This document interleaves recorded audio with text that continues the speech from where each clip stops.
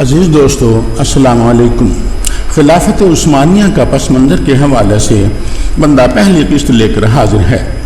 سلطنت عثمانیہ اب مسلمانوں کی عظمت رفتہ کی ایک داستان بن کر رہ گئی ہے۔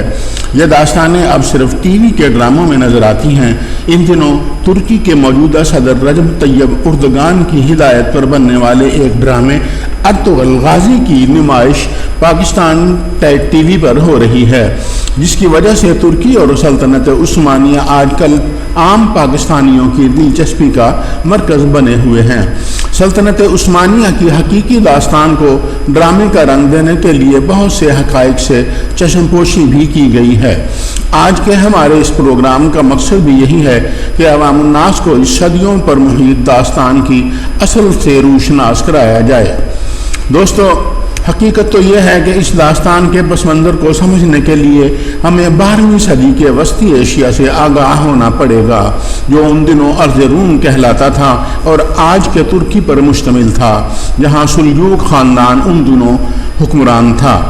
یہ سلجوقی ریاست ان دنوں چنگیزی منگولوں کے نشانے پر تھی، جو مشرق کی طرف سے بغداد کو تاراج کرتے اور انسانی کھوپڑیوں کے مینار بناتے ہوئے ارض روم یعنی ترکی کو فتح کرتے ہوئے مشرقی یورپ کو اپنے زیر نگین کرنا چاہتے تھے۔ عیسائیوں کی بازنطینی ریاست اناطولیہ بحیرہ اسود اور استنبول کے ساتھ ساتھ پورے مشرقی یورپ پر محیط تھی۔ اس کے علاوہ شام، مصر اور فلسطین کے علاقے صلاح الدین ایوبی کی ریاست میں شامل تھے اور سلجوقی ریاست یعنی ترکی کی مغربی سائڈ پر واقع تھے۔ سلجوقوں کی مشرقی سائڈ پر ایران واقع تھا۔ بازنطینیوں اور منگولوں کی سرتوڑ کوشش تھی کہ وہ کسی طرح بیت المقدس تک پہنچ جائیں۔ ایوبی اور سلجوق دونوں ریاستیں ان کے راستے میں کوہ ہمالیہ کی طرح اپنا سینہ تانے کھڑی تھیں۔ علاء الدین کیقباد ان دنوں سلجوق ریاست یعنی ترکی کا بادشاہ تھا۔ وہ اپنے ارد گرد کی تمام ریاستوں سے نبردآزما تھا، لیکن اسے اپنے اندر یہ کمزوری محسوس ہوتی تھی کہ کبھی اگر اس کی بیک سائڈ سے کسی نے اس پر حملہ کر دیا تو کیا ہوگا۔ اسی خطرے کے پیش نظر علاء الدین کیقباد نے بازنطینی سرحد کے ساتھ ساتھ آغوز قبائل کو آباد کرنا شروع کر دیا۔ یہ 24 قبائل تھے، انتہائی طاقتور اور جرأت مند۔ ان کا پیشہ بھیڑ بکریاں اور گھوڑے پالنا تھا۔ ان کے مرد تلوار بازی اور تیر اندازی کے ماہر تھے۔ ان کی عورتیں قالین، ریشمی اور سوتی کپڑا بنانے میں بے حد مشاق تھیں۔ یہ سلجوقی بادشاہ کو اپنا بادشاہ تسلیم کرتے تھے اور کسی دوسرے قبیلے کے سردار کو اپنا سربراہ تسلیم کرنے کو تیار نہیں تھے۔ ان 24 قبائل میں ایک قبیلہ کئی بھی شامل تھا۔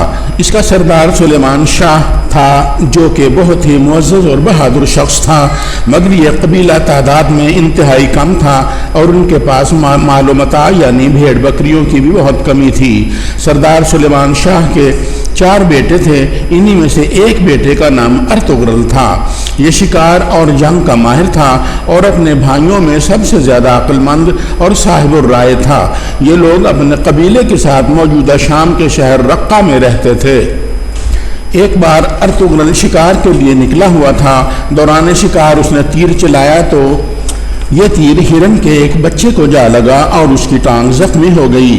یہ شہر حلب کا علاقہ تھا، جہاں محترم ابن عربی رحمۃ اللہ علیہ کا مدرسہ تھا۔ ارطغرل اپنے شکار کو تلاش کرتا کرتا ابن عربی کے پاس پہنچ گیا۔ دیکھا تو وہ ہرن کا بچہ بھی وہیں موجود تھا، جس کی مرہم پٹی ابن عربی رحمۃ اللہ علیہ نے کر دی تھی۔ ارطغرل کو حضرت ابن عربی نے اپنے پاس بٹھایا، کھانا وغیرہ کھلایا اور ارطغرل کا بغور جائزہ لیا۔ دوران گفتگو ابن عربی نے ارطغرل سے پوچھا کہ اسے کتنے ملکوں کے نام یاد ہیں۔ ارطغرل کو مکہ، مدینہ اور فلسطین سمیت جتنے نام یاد تھے انہوں نے بیان کر دیے۔ حضرت ابن عربی نے ارطغرل کی طرف دیکھتے ہوئے فرمایا، جاؤ یہ سارے ملک تمہارے ہوئے۔ ارطغرل نے اپنی محرومیوں پر نظر ڈالتے ہوئے اور حضرت ابن عربی کو عجیب سی تنزیہ نظروں سے مسکراتے ہوئے دیکھا اور باہر نکل گیا۔ وہ سوچ رہا تھا کہ سردیاں سر پر ہیں، جانوروں کے لیے خشک چارے کا ذرہ برابر بھی بندوبست نہیں ہے، قبیلہ سخت قحط کا شکار ہے اور یہ بزرگ فرما رہے ہیں کہ یہ سارے ملک تمہارے ہوئے۔ انہی خیالوں میں سرگرداں ارطغرل وہاں سے نکل کر اپنے گھر پہنچ گیا۔ اسی دوران ارطغرل سلجوق خاندان کی ایک شہزادی حلیمہ کی محبت میں گرفتار ہو گیا، مگر اس کا قبیلہ اس کا سخت مخالف تھا۔ لیکن ارطغرل ہر حالت میں حلیمہ کے ساتھ شادی کرنے کا ارادہ کر چکا تھا اور اس نے حلیمہ سے شادی کر لی۔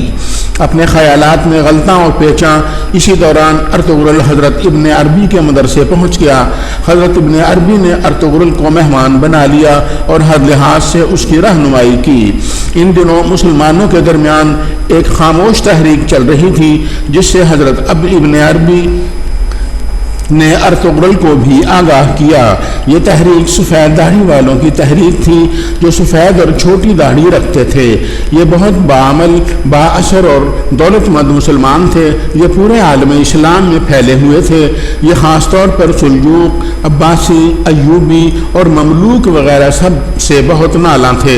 ان سب کو خطرہ تھا کہ اگر یہ مسلمان ریاستیں آپس میں لڑتی رہیں تو بازنطینی یا منگول ان مسلمان ریاستوں پر قبضہ کر لیں گے۔ حضرت ابن عربی نے ارطغرل کو اس تحریک میں شامل کروا دیا، مگر سفید داڑھی والے لوگ ارطغرل سے متاثر ہونے کے باوجود اس کی تربیت سے مطمئن نہیں تھے، لیکن انہوں نے ارطغرل کی تربیت کی۔ اسی دوران سلیمان شاہ اپنی طویل بیماری کی وجہ سے انتقال کر گیا۔ ارطغرل کے بڑے بھائی نے حلیمہ سے شادی کے جرم میں ان سے قطع تعلق کرتے ہوئے ان کو قبیلے سے نکال دیا۔ ارطغرل جب اپنی بیوی کو لے کر قبیلے سے چلنے لگا تو ان کے ساتھ 400 ساتھی بھی قبیلہ چھوڑ کر ان کے ساتھ ہو لیے۔ ارطغرل اپنے قبیلے کے ساتھ محو سفر تھا کہ کوس داغ نامی مقام کے قریب ایک میدان میں دو گروہوں کے درمیان خوفناک جنگ کے مناظر انہیں دیکھنے کو ملے۔ ان گروپوں کے درمیان شدید جنگ جاری تھی۔ ارطغرل نے اپنے قبیلے کو رکنے کو کہا اور عورتوں کو محفوظ مقام پر پہنچا کر اپنے جنگجوؤں کو ساتھ لے کر میدان جنگ کی طرف چل نکلا۔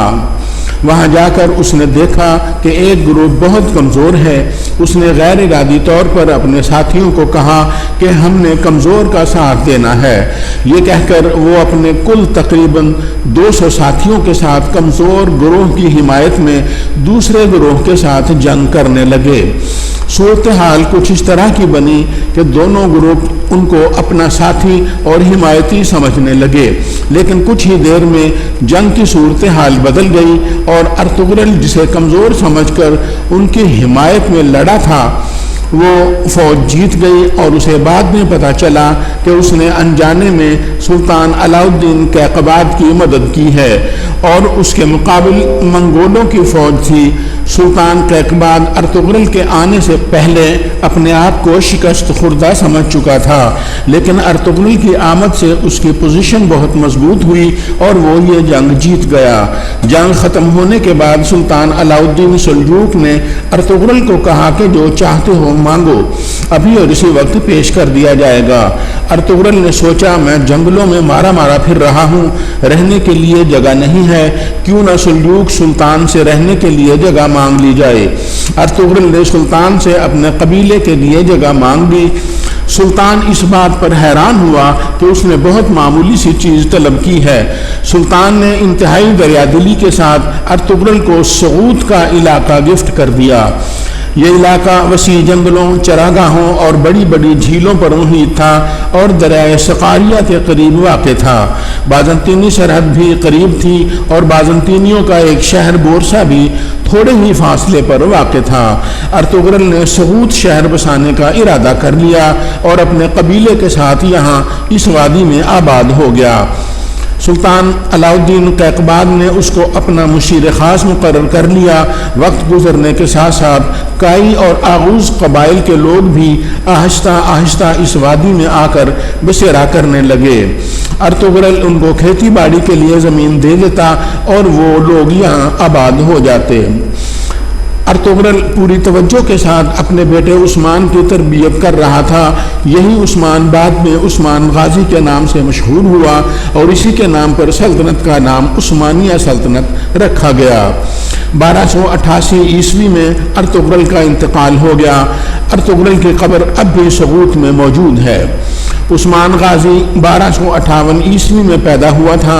ارطغرل کی وفات کے بعد عثمان غازی نے کائی قبیلے کی کمان بڑی سمجھداری کے ساتھ سنبھالی۔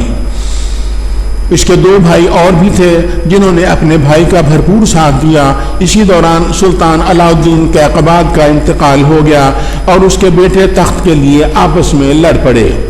غیاث الدین سلجوق بادشاہ بننے کے بعد منگولوں کے ہاتھوں مارا گیا۔ اس طرح کچھ ہی عرصہ میں سلجوق سلطنت کا خاتمہ ہو گیا۔ منگول بازنطینیوں کے ساتھ جنگ میں مصروف ہو گئے۔ عثمان غازی نے منگولوں کے ساتھ ایک معاہدہ کر لیا جس کی روح سے وہ آپس میں جنگ کرنے سے باز رہیں گے اور مل کر بازنطینیوں کے خلاف جنگوں میں حصہ لیں گے۔ ارطغرل کا ایک پوتا جس کا نام آر خان تھا، یہ عثمان غازی کا بیٹا تھا۔ آر خان 1281 عیسوی میں پیدا ہوا۔ ارطغرل 1288 عیسوی میں فوت ہوا تھا۔ یہ تقریباً 7 سال کا عرصہ بنتا ہے جو عرصہ آر خان نے اپنے دادا ارطغرل کے ساتھ گزارا۔ ارطغرل کے کئی پوتے تھے مگر وہ آر خان کو سب سے زیادہ پسند کرتا تھا۔ ارطغرل اپنے اس پوتے آر خان کے ساتھ جنگوں اور فتوحات کی باتیں کرتا رہتا تھا۔ ایک بار ارطغرل نے آر خان سے کہا تھا کہ بیٹا، میرے مرنے کے بعد تم نے ایک بہت بڑی سلطنت قائم کرنی ہے۔ آر خان نے کہا تھا کہ دادا جان، آپ بے فکر رہیں، میں سلطنت قائم کر کے ہی دم لوں گا۔ عزیز دوستو، قسط نمبر 1 اپنے اختتام کو پہنچی۔ قسط نمبر 2 لے کر انشاءاللہ جلد آپ کی خدمت میں حاضر ہوں گے۔ تب تک کے لیے اجازت دیجیے، اپنا خیال رکھیے گا۔ اللہ حافظ۔